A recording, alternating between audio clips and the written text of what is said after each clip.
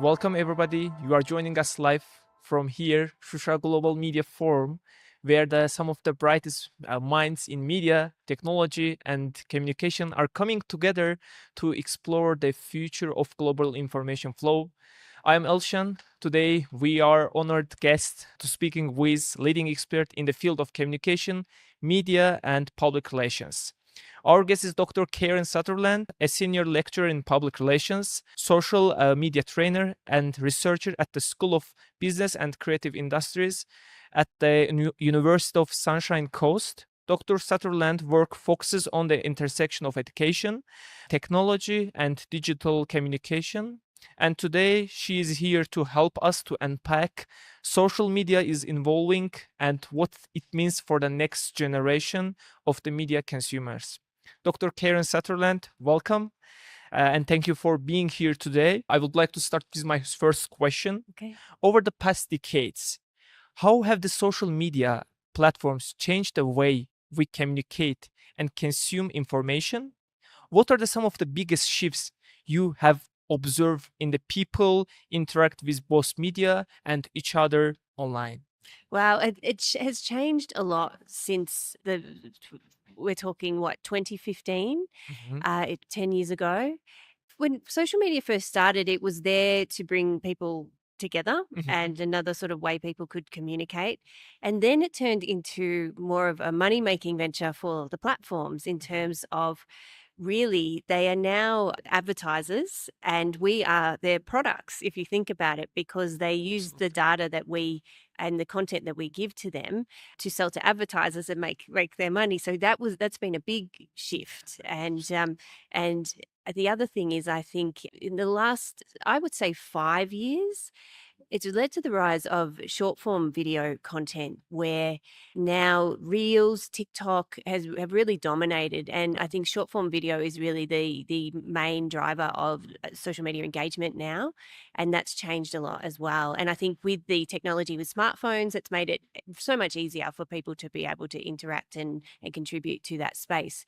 However, I think it has also changed the way that we think about things, and we see now with the algorithms on social media, they're more like a mirror of what we're interacting with. We get fed back what we like and what we watch and things of that nature. So it's very hard for us unless we really go outside of the things that we normally look at and interact with those or follow creators that are not normally part of our, I guess, preference and our values and things like that, to actually hear other voices now. So we're Right. sort of in this bubble, but social media still has very positive outcomes, but there's also the side that we need to think about. So we think critically about the way we use it. Absolutely. I'm so agree with the opinions that you shared. That's very interesting insights. I would like to continue my second question. In your view, how are the younger users influencing the tone, style, and even the priorities of the today's media and social media platforms? How is their approach different from previous generations? I think now younger generations are using social media for most of their consumption of media Mhm. and news. And even there was a study that came out last year to show that people in sort of Gen Z, that Sure. Gen Z group, use TikTok more than Google to search for products and services and things now. So I think traditionally we used to use search engines, but now people are going to social platforms to find that information.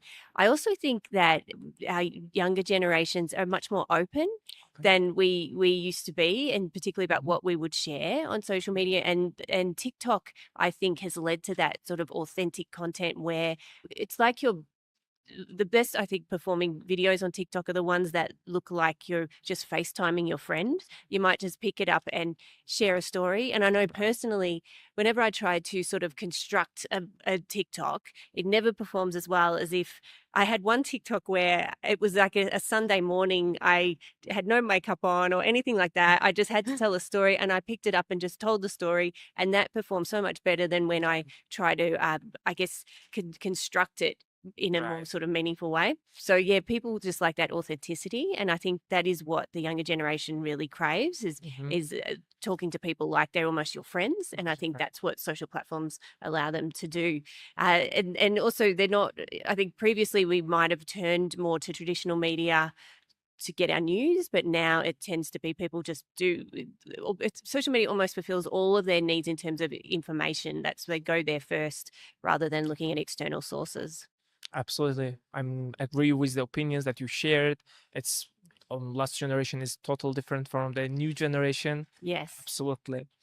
I would like to continue the next question. What kinds of digital habits are the younger generation developing that older generation might not fully understand or relate to?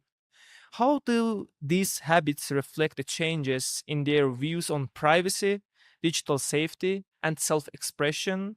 And what can adults learn from the way they engage with online platforms? I think there's a real I guess, division in sort of the way that older people use technology and younger people. Although sometimes I think that is shifting. Whereas I think older people look at younger people on their phones and they're like, you're always on your phone. What are you doing on your phone? But what they don't realize is that is how they connect with their friends and connect with the world.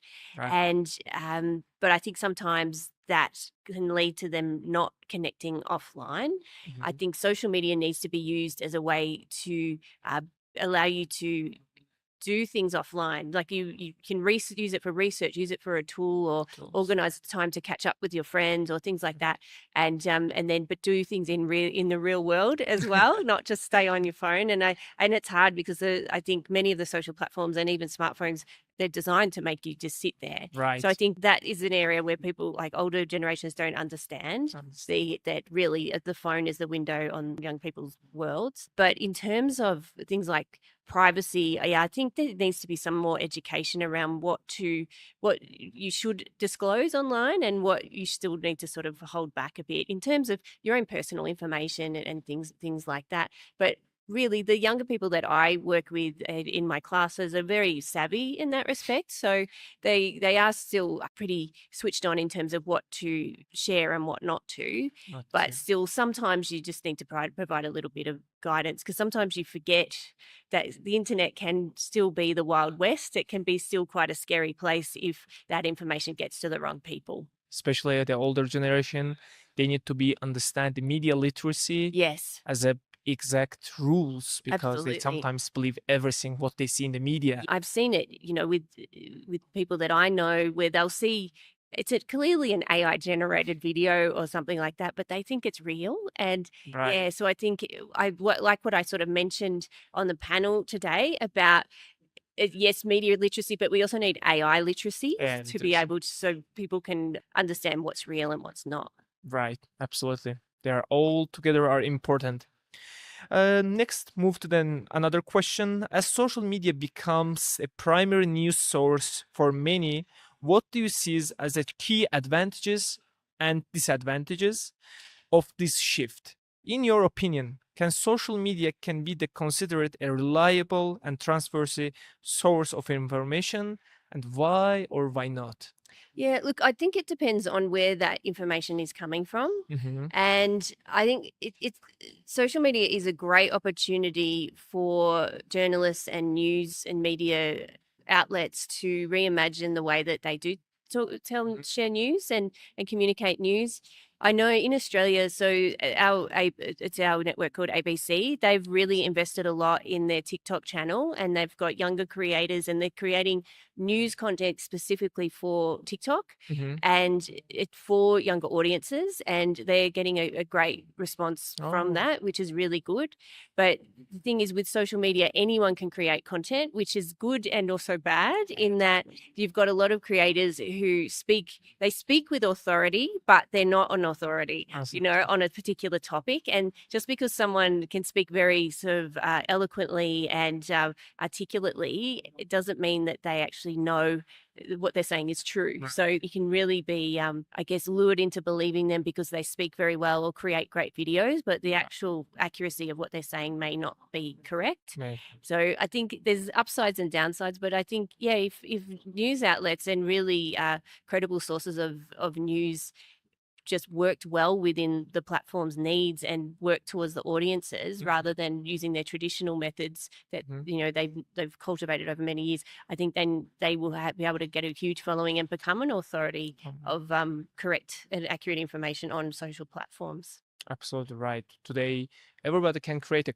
content in anywhere. Yeah. And just only one tool, the telephone, mobile phones. Yes. That they can reach the millions and billions. And it's great that that can happen, but yeah, it needs to be correct. The information that they're sharing. Unfortunately, it's correct. Yeah. Dr. Karen Sutherland, thank you so much for being here with us today. And it's been a pleasure to hear your perspective on how the digital media platforms and generation is not only using the media, but reshaping it. And to all our listeners and forum participants, thank you for being with us here at the Shusha Global Media Forum. Stay curious, stay informed, and we look forward to continuing the conversation of the future of media. Thank you so much.